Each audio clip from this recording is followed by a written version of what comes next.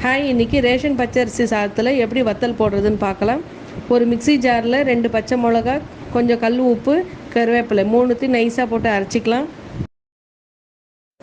இப்போ குக்கரில் சாதம் ஒரு 7-8 விசில் வச்சு இறக்கிடலாம்.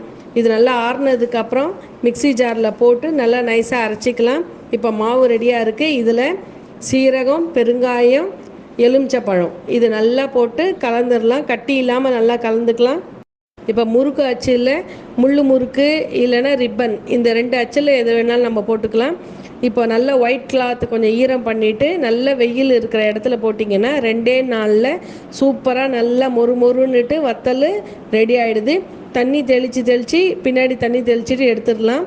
எடுத்து 4 நாள் காஞ்சதுன்னா இப்போ பாருங்கள், பொரிச்சா வெள்ளையாக சூப்பராக வருது. நல்லா கரகரன்னு கிறிஸ்பியாக வத்தல் ரெடியாக இருக்குது.